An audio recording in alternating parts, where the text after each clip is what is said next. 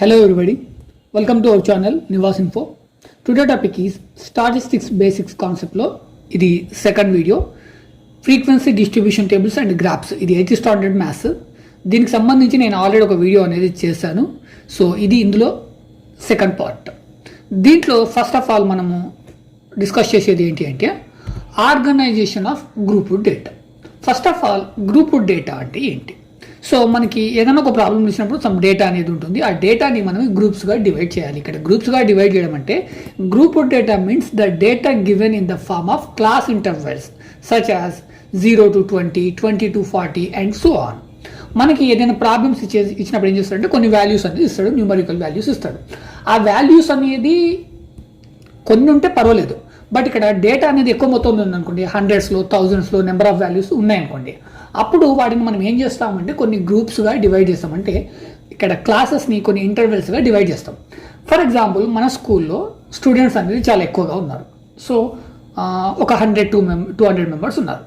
So వారందరినీ ఒకే క్లాస్లో కూర్చోబెట్టి క్లాస్ చెప్పడం వల్ల ఏమవుతుంది అంటే ఆ బ్యాక్ ఉన్న స్టూడెంట్స్ ఎవరైతే ఉన్నారో వారికి కరెక్ట్గా కన్వే కాకపోవచ్చు. సో అట్లాంటప్పుడు మనం ఏం చేస్తామంటే ఒక లిమిట్ అనేది అక్కడ తీసుకుంటాం. ఆ లిమిట్ తీసుకొని ఫర్ సెక్షన్స్గా డివైడ్ చేస్తాం. ఆ సెక్షన్స్గా డివైడ్ చేసినప్పుడు ఆ 200 స్టూడెంట్స్ ఎవరైతే ఉన్నారో వారిని 50-50 గాను లేకపోతే 60-60 గాను డివైడ్ చేసి కొన్ని సెక్షన్స్ అనేది మనం ఇక్కడ ఏర్పాటు చేస్తాం. అదేవిధంగా మనకి ఇక్కడ స్టాటిస్టిక్స్లో కూడా మనకి ఇచ్చిన డేటాలో నెంబర్ ఆఫ్ వాల్యూస్ ఎక్కువగా ఉన్నప్పుడు వాటిని కూడా మనం ఏం చేస్తామంటే కొన్ని క్లాసెస్గా డివైడ్ చేస్తాం. సో ఇక్కడ ఏం చేస్తామంటే 0 to 20 అంటే మన కన్వీనియంట్ని బట్టి 0 to 20, 20 to 40, 40 to 60, 60 to 80, 80 to 100 ఈ విధంగా డివైడ్ చేస్తాము. అలా డివైడ్ చేయడాన్ని మనము గ్రూప్ డేటా అంటాం. సో ఇక్కడ డేటాని గ్రూప్స్గా డివైడ్ చేసిన దాన్ని ఏమంటామంటే ఇక్కడ క్లాస్ ఇంటర్వెల్ అంటాం. ఇక్కడ క్లాస్ ఇంటర్వెల్కి గ్రూప్కి మీకు డిఫరెంట్ ఏందనేది తెలిసి ఉండాలి. ఇక్కడ క్లాస్ ఇంటర్వెల్ ఏంటి అంటే మనము డేటాని డివైడ్ చేసినప్పుడు ఫస్ట్ ఇక్కడ 0 నుంచి 20 వరకు దిస్ ఈజ్ ద ఇంటర్వెల్. ఇక్కడ 20 వరకు అనేది ఒక ఇంటర్వెల్ అనమాట. నెక్స్ట్ ఇక్కడ 20 to 40 ఇది ఒక ఇంటర్వెల్. సో ఇక్కడ దీన్నే ఒక ఓవరాల్గా కొన్ని గ్రూప్స్ అంటాము. ఆ గ్రూప్స్లో మనకి ఇక్కడ క్లాస్ ఇంటర్వెల్ ఏంటి అంటే ఇక్కడ ఫస్ట్ క్లాస్ ఇంటర్వెల్ ఏంటి అంటే 0 to 20, నెక్స్ట్ 20 to 40. ఇక్కడ ఈ క్లాస్ ఇంటర్వెల్ అనేది మీకు గుర్తుండాలి. దీని తర్వాత మనం తెలుసుకోవాల్సింది ఏంటి అంటే inclusive form and exclusive form. మనకి ఇంక్లూజివ్ ఫామ్ ఉంటుంది, అదేవిధంగా నెక్స్ట్ ఎక్స్క్లూజివ్ ఫామ్ కూడా ఉంటుంది అనమాట. సో ఈ ఇంక్లూజివ్ ఫామ్ అంటే ఏంటి, ఎక్స్క్లూజివ్ ఫామ్ అంటే ఏంటి అనేది మనకి ఇక్కడ తెలియాలి. ఇక్కడ ఇంక్లూజివ్ ఫామ్ అంటే ఏంటి అంటే మనం ఇంతకుముందు 0 to 20 ఇది ఒక క్లాస్ ఇంటర్వెల్, రైట్. నెక్స్ట్ ఇక్కడ ఏం చేస్తామంటే 20 to 40 తీసుకున్నాం అనుకోండి, ఇది ఏంటి అంటే ఎక్స్క్లూజివ్ ఫామ్ అంటాం దీన్ని. ఇక్కడ ఎక్స్క్లూజివ్ ఫామ్ ఎందుకు అంటున్నామంటే ఇక్కడ 20 ఉంది, ఇక్కడ 20 ఉంది, అంటే ఇక్కడ 20 వరకు ఎండ్, ఇక్కడ 20 నుండి స్టార్ట్. సో ఇక్కడ వచ్చిన వాల్యూనే ఇక్కడ నెక్స్ట్ ఎక్కడి నుంచి అయితే స్టార్ట్ అవుతుంది ఇలా రాసుకోవడాన్ని మనం ఏమంటామంటే ఎక్స్క్లూజివ్ ఫామ్ అంటాం. మరి ఇక్కడ ఇంక్లూజివ్ ఫామ్ అంటే ఏంటి అంటే ఇక్కడ 0 to 20, 21 to 40 this is called inclusive form. అంటే ఇక్కడ 20 ఇక్కడ క్లియర్ ఉంది, ఇక్కడ 21 ఉంది. అయితే మీకు ఒక డౌట్ రావచ్చు, మరి ఇక్కడ 20 ఉంది, ఇక్కడ 20 ఉంది. ఇన్ కేసు మనకి డేటా వాల్యూ 20 ఉంటే మనం ఇక్కడ ఫస్ట్ క్లాస్లో తీసుకోవాలా, సెకండ్ క్లాస్లో తీసుకోవాలా అని. డెఫినెట్లీ సెకండ్ క్లాస్లోనే తీసుకోవాలి. ఇక్కడ 20 అంటే 20 బిలో తీసుకోవాలి, అంటే 19 వరకే తీసుకోవాలి. సో 19 తర్వాత 20 అనేది ఇక్కడ 20 నుండి స్టార్ట్ అవుతుంది కాబట్టి ఇక్కడ సెకండ్ క్లాస్లో 20 అనేది సెకండ్ క్లాస్లో తీసుకోవాలి. నెక్స్ట్ ఇంక్లూజివ్ ఫామ్లో మనకి ఇంకొక ప్రాబ్లం కూడా వస్తుంది. అది ఏంటి అంటే మనకి ఇక్కడ 20, 21, 22 అలా వచ్చిందంటే పర్వాలేదు. ఇన్ కేసు 20.5 వచ్చింది అనుకోండి, ఇక్కడేమో 20 ఉంది, ఇక్కడ 21 ఉంది, మరి నాకు ఇక్కడ డేటా వాల్యూ 21.5 ఉంది. సో అప్పుడు నేను ఈ 21 సో ఇక్కడ సింపుల్ ఇక్కడ ఇంక్లూజివ్ ఫామ్లో ఉన్నప్పుడు మనం తీసుకోవాల్సింది ఏంటి అంటే ఇక్కడ 20.5 వరకు ఉంటే ఫస్ట్ క్లాస్లో తీసుకోవాలి, రైట్. 20.5 ఉంటే ఫస్ట్ క్లాస్లో తీసుకోవాలి. ఈ 20.5 తర్వాత ఉండేటివి ఇక్కడ సెకండ్ క్లాస్లో తీసుకోవాలి. అంటే ఇక్కడ ఏమవుతుంది అంటే ప్లస్ 0.5 ఇక్కడ -0.5 అవుతుంది నెక్స్ట్ క్లాస్కి. ఈ విధంగా అంటే మీకు నెక్స్ట్ ఇంకా ప్రాబ్లమ్స్ సాల్వ్ చేస్తుంటే మీకు ఇంకా ఈజీగా అర్థమవుతుంది. జస్ట్ నేను బేసిక్గా ఓవరాల్గా చెప్తున్నాను. నెక్స్ట్ వీటి తర్వాత మీరు తెలుసుకోవాల్సింది ఏంటంటే lower limit and upper limit. ఇక్కడ లోవర్ లిమిట్ అంటే ఏంటి, అప్పర్ లిమిట్ అంటే ఏంటి? ఇక్కడ lower limit means 0, upper limit means 20, right? So దీన్నే మనము ఈ క్లాస్ యొక్క స్టార్టింగ్ అండ్ ఎండింగ్ ఏవైతే ఉన్నాయో వాటిని మనము lower limit and upper limit అంటాం. సో వీటి తర్వాత వీటిని మనము కొన్ని పాయింట్స్ రూపంలో రాసుకుందాం. ఇక్కడ it divide the data into convenient and small groups called class intervals. Class interval ఏంటి అంటే మీరు చెప్పాలి, ఏం చెప్పాలి అంటే it divides the data into convenient or small groups, that's called class intervals. Next point 2, in a class interval 5 to 10, 5 is called lower limit and 10 is called upper limit. Next, class intervals like 1 to 10, 11 to 20, 21 to 30 are called inclusive class intervals because both lower and upper limits are a particular class belong to that particular class intervals. ఇవన్నీ కూడా మనం already ఇంతకుముందు discuss చేసాము, వాటికి సంబంధించిన points. Next class intervals like 0 to 10, 10 to 20, 20 to 30 are called exclusive class intervals because only lower limit of a particular class belongs to that class but not its upper limit. Next, average of upper limit of a class and lower limit of the next class is called upper boundary of the first class and lower boundary of the next class.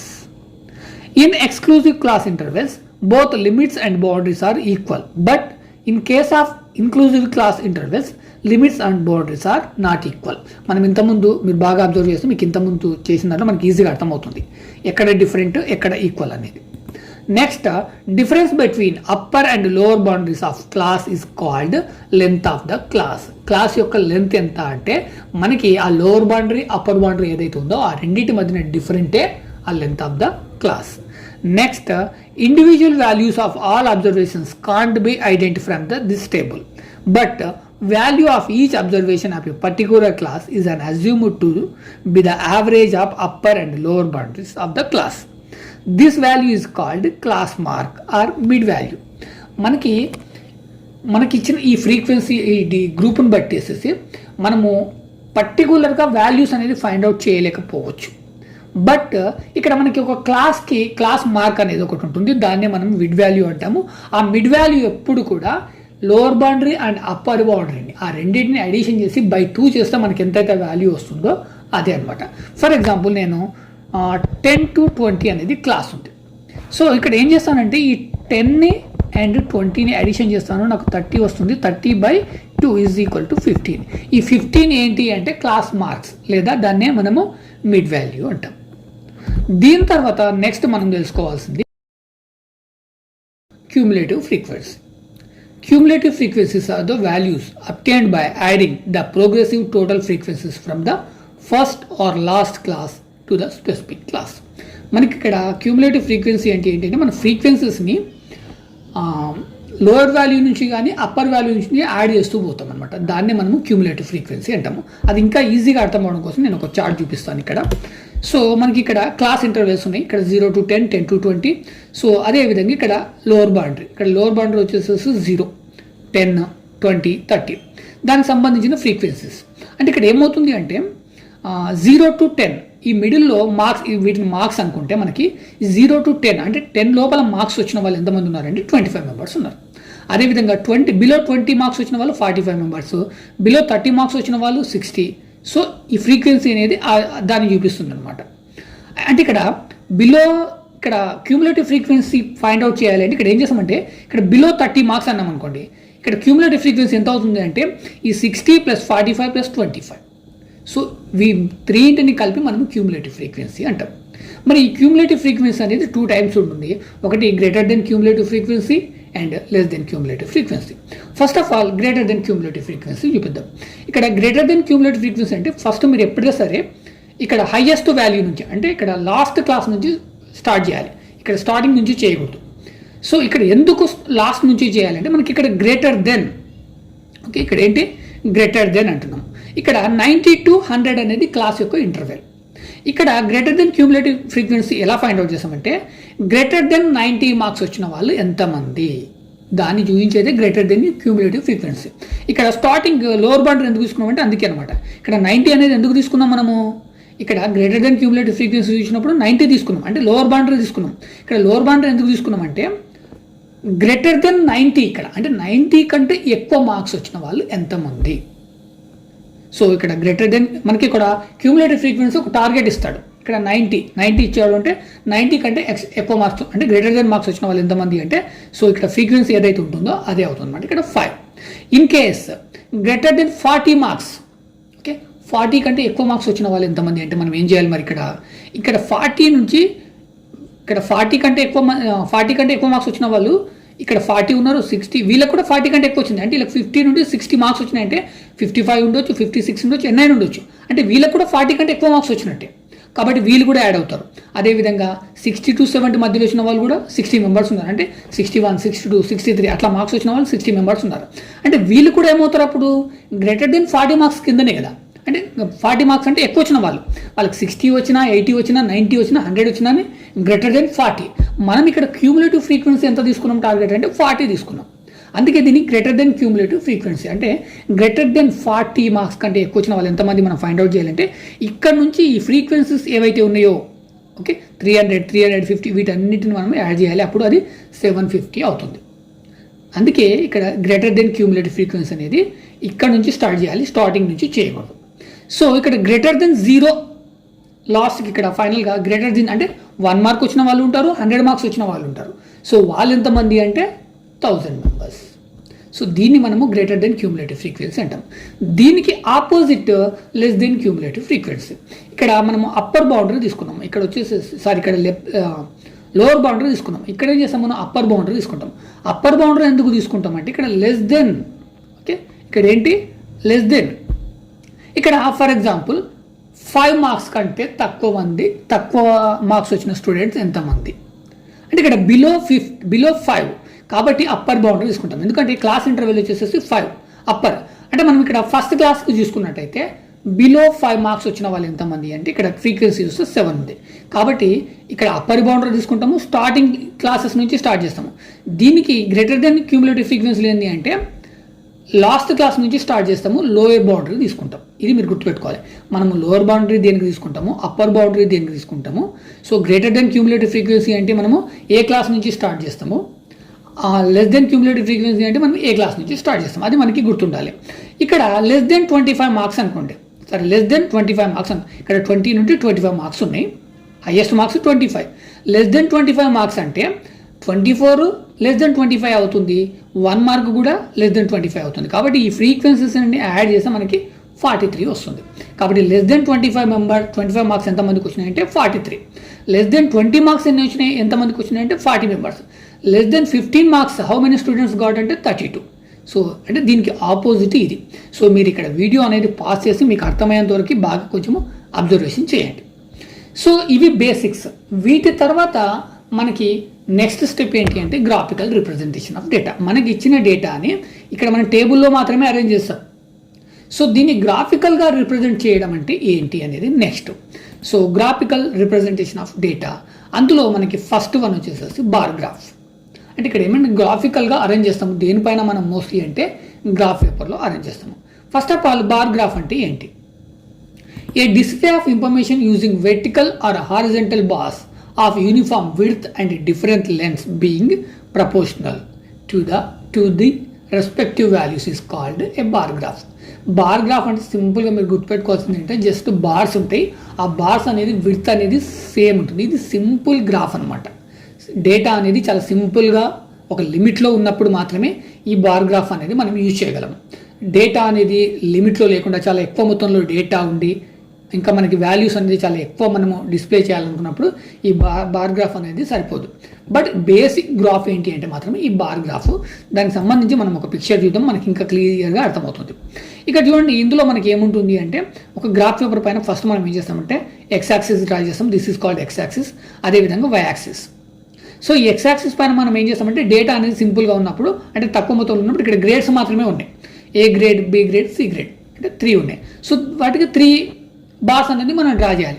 అయితే ఇక్కడ height వచ్చేటప్పటికి మనకి different ఉంటుంది. ఎందుకు different ఉంటుందంటే A grade వచ్చిన student ఎంతమంది ఉన్నారు, బి గ్రేడ్ వచ్చిన స్టూడెంట్స్ ఎంతమంది ఉన్నారు, సి గ్రేడ్ వచ్చిన స్టూడెంట్స్ ఎంతమంది ఉన్నారు. ఇక్కడ ఏ గ్రేడ్ వచ్చేసి 30 మెంబర్స్కి వచ్చింది మనకి ఇచ్చిన. ఇక్కడ ఇది గ్రాఫ్ దేనికి సంబంధించిందంటే 30 students got A grade. So మనకు ఒక లిమిట్ ఉంటుంది. అబోవ్ 60 వచ్చిన వాళ్ళు ఏ గ్రేడ్ అని, అబోవ్ సమ్ 50 వచ్చిన వాళ్ళు బి గ్రేడ్ అని, అబోవ్ 35 వచ్చిన వాళ్ళు సి గ్రేడ్ అని మనకి ఒక లిమిట్ ఉంటుంది. అంటే ఇక్కడ ఆ లిమిట్ని క్రాస్ చేసిన వాళ్ళు ఏ గ్రేడ్. అంటే ఇక్కడ అబోవ్ 60 మార్క్స్ అనుకుందాం. ఏ గ్రేడ్ అంటే 60 మార్క్స్ అనుకుంటే అక్కడ 60 కంటే మోర్ దెన్ మార్క్స్ వచ్చిన వాళ్ళు ఎంతమంది అంటే 30. అదేవిధంగా మనకి ఇక్కడ 50 కంటే మోర్ దెన్ మార్క్స్ వచ్చిన వాళ్ళు ఎంతమంది అంటే 55. అదేవిధంగా ఇక్కడ 40. ఓకే, 40 కంటే ఎక్కువ మార్క్స్ వచ్చిన వాళ్ళు ఎంతమంది అంటే వాళ్ళు సి గ్రేడ్. వాళ్ళు ఎంతమంది ఉన్నారంటే 40 మెంబర్స్ ఉన్నారు. సో ఇక్కడ ఈ సింపుల్ డేటా ఉన్నప్పుడు మనము బార్ గ్రాఫ్ అనేది యూజ్ చేయొచ్చు. బట్ మనకి ఇక్కడ కొన్ని లిమిట్స్ అంటే ఇంతకంటే ఎక్కువ డేటా ఉన్నప్పుడు మనము ఈ బార్ గ్రాఫ్ అనేది యూజ్ చేయలేము. ఈ బార్ గ్రాఫ్ అనేది ఎప్పుడు యూజ్ చేయలేము అంటే ఇన్ కేస్ ఇక్కడ మనకి A grade, B grade, C grade ఉంది. ఇన్ కేస్ మనకి క్లాస్ ఇంటర్వెల్స్ ఉంది అనుకో, క్లాస్ ఇంటర్వెల్ అనేది ఎప్పుడు వస్తుంది, గ్రూప్ డేటా ఉంటే వస్తుంది. సో ఇక్కడ అంటే ఇక్కడ కూడా గ్రూప్స్ ఉన్నాయి. ఇక్కడ ఏ గ్రూప్ ఉంది, A group, B group, C group. But ఇక్కడ క్లాస్ ఇంటర్వెల్ అనేది ఈక్వల్గా లేదు. ఇక్కడ ఏ గ్రూప్ అంటే మనకి అబౌవ్ 60 అంటే 60 నుంచి 100. అదేవిధంగా బి గ్రేడ్ అంటే మనం 50 నుంచి 60 తీసుకున్నాం అనుకో, ఇక్కడ 50 నుండి 60, ఇక్కడ 60 నుంచి 100. అంటే ఇక్కడ డిఫరెంట్ చాలా ఉంది. అంటే ఇది గ్రూపుడ్ కాదనమాట. సో ఇక్కడ గ్రూప్ డేట్ అంటే ఏంటి, 50 నుంచి 60 ఉన్నప్పుడు నెక్స్ట్ క్లాస్ ఎలా ఉండాలి, 60 to 70 ఉండాలి. నెక్స్ట్ క్లాస్ 70 to 80 ఉండాలి. దాన్ని మనము గ్రూప్ డేటా అంటాం. సో అట్లాంటి టైంలో మనం యూజ్ చేసేది ఏంటి అంటే histogram. A graphical display where the data is grouped into ranges and then plotted as bars. ఇక్కడ ఎప్పుడైతే డేటా అనేది గ్రూప్స్గా అరేంజ్ చేయబడుతుందో దాన్ని మనము హిస్టోగ్రామ్ అంటాము. దానికి సంబంధించి మనం ఎలా డ్రా చేసి అంటే ఈ విధంగా డ్రా చేసి, ఇక్కడ ఫస్ట్ ఏంటంటే మనకి క్లాస్ ఇంటర్వెల్స్ ఉంటాయి, ఇవి ఈక్వల్గా ఉంటాయి. ఒక క్లాస్ యొక్క లెంత్ అనేది ఇక్కడ ఎంత ఉంటుంది, సేమ్. ప్రతి ఒక్క క్లాస్ లెంత్ అనేది ఈక్వల్గా ఉంటుంది. ఆ లెంత్ లోపల ఫ్రీక్వెన్సీ అనేది ఎంత ఉంది. సో ఇక్కడ 0 to 10 3. సో ఇక్కడ 0 to 10. ఇక్కడ బార్స్ అనేది కూడా పక్కన వస్తాయి, ఇవి కూడా సేమ్ విడ్త్ ఉంటుంది. ఇక్కడ ఇది ఏంటి అంటే క్లాస్ ఇంటర్వెల్, ఎక్స్ యాక్సిస్ మీద class interval 0 to 10, 10 to 20, 20 to 30, 30 to 40. So ఇక్కడ 0 to 10 ఎంతమంది ఫ్రీక్వెన్సీ ఎంత ఉంది, 3 ఉంది. కాబట్టి ఇక్కడ దాని యొక్క బార్ యొక్క హైట్ ఎంత ఉంటుంది, 3 ఉంటుంది. నెక్స్ట్ 10 to 20 ఇక్కడ ఫ్రీక్వెన్సీ ఎంత ఉంది, 5 ఉంది. కాబట్టి దీని యొక్క హైట్ ఎంత ఉంటుంది, 5 వరకు ఉంటుంది అనమాట. సో ఈ విధంగా ఉంటుంది. అయితే ఇక్కడ మనము ఎక్స్ యాక్సిస్, వై యాక్సిస్ అనేది ఇక్కడ వాల్యూస్ ఏం తీసుకుంటాం అనేది మన డేటాని బట్టి తీసుకోవాలి. ఇక్కడ నేను జస్ట్ ఇక్కడ 1 సెంటీమీటర్ ఇక్కడ నుంచి ఇక్కడికి వచ్చేటప్పటికి 1 సెంటీమీటర్ ఈజ్వల్ టు 2 పాయింట్స్ తీసుకున్నాను. సో ఇక్కడ వచ్చేటప్పటికి 10 పాయింట్స్, రైట్. అంటే ఇక్కడ దీన్ని మనం ఎలా తీసుకుంటాం అనేది మనకున్న డేటాని బేస్ చేసుకుని తీసుకోవాలి. సో ఇది హిస్టోగ్రామ్. దీని తర్వాత మనకి ఫ్రీక్వెన్సీ పాలిగాన్. ఈ ఫ్రీక్వెన్సీ పాలిగాన్ ఏంటి అంటే హిస్టోగ్రామ్స్కి నెక్స్ట్ స్టెప్. మనకి హిస్టోగ్రామ్లో ఏంటంటే మిడ్ పాయింట్ అనేది ఉండదు. ఈ ఫ్రీక్వెన్సీ పాలిగాన్కి వచ్చేటప్పటికి మిడ్ పాయింట్ అనేది వస్తుంది. A frequency polygon is a graph are constructed by using lines to join the midpoints of each interval or bin. The heights of the points represent the frequencies. A frequency polygon can be created from the histogram or by calculating the midpoints of the bins from the frequency distribution table. ఇక్కడ frequency polygon అనేది హిస్టోగ్రామ్ని base చేసుకొని చేయొచ్చు, లేదా mid పాయింట్స్ని base చేసుకొని కూడా చేయొచ్చు. అయితే మనం హిస్టోగ్రామ్ నుంచి నెక్స్ట్ స్టెప్కి వెళ్తున్నాం కాబట్టి మనం ఫస్ట్ మ్యాప్ ఏం తీసుకుందాం అంటే హిస్టోగ్రామ్ని బేస్ చేసుకొని తీసుకుందాం. ఇక్కడ చూడండి మనకి ఇక్కడ క్లాస్ ఇంటర్వెల్స్ ఉన్నాయి, ఫ్రీక్వెన్సీ ఉంది. ఈ క్లాస్ ఇంటర్వెల్స్ అంటే ఫ్రీక్వెన్సీ మనం ఎలా ఈ మిడ్ పాయింట్ అనేది ఎలా ఫైండ్ అవుట్ చేస్తామంటే ఇక్కడ 0 and lower boundary upper boundary రెండింటిని అడిషన్ చేసి దాన్ని 2 చేత డివైడ్ చేస్తాం. ఇక్కడ 0 + 5 = 5/2. ఆ 5ని 2 చేత డివైడ్ చేస్తే మనకి 2.5 వస్తుంది. అదే మిడ్ వాల్యూ అవుతుంది. సో ఈ మిడ్ వాల్యూ ఎందుకు తీసుకుంటామంటే ఇక్కడ మనం ఫ్లాట్ చేస్తాం. ఓకే, మనకి ఇక్కడ బార్స్ ఉండవు. యాక్చువల్గా బార్స్ అంటే ఇది హిస్టోగ్రామ్ తర్వాత నెక్స్ట్ కాబట్టి ఇక్కడ మనకి ఈజీ అండర్స్టాండ్ కోసం ఇక్కడ నేను బార్స్ డిస్ప్లే చేస్తున్నాను. బార్స్ అనేది మనకి అవసరం లేదు. సో ఇక్కడ 0.0 to 5. సో ఇక్కడ 0 to 5 ఇది క్లాస్ ఇంటర్వెల్. ఇక్కడ మనకి ఫ్రీక్వెన్సీ ఎంత ఉందంటే 7. సో హైట్ అనేది 7 తీసుకోవాలి. మరి ఇక్కడ మిడ్ పాయింట్ 2.5 అంటే ఇక్కడ 0 to 5 ఉంది కదా, ఇక్కడ మిడ్ పాయింట్ అనేది ఈ రెండింటి మధ్యన తీసుకోవాలి. 7.5 అదేవిధంగా 2.5 ఇక్కడ 7.5, 12.5 నెక్స్ట్ 17.5 22.5.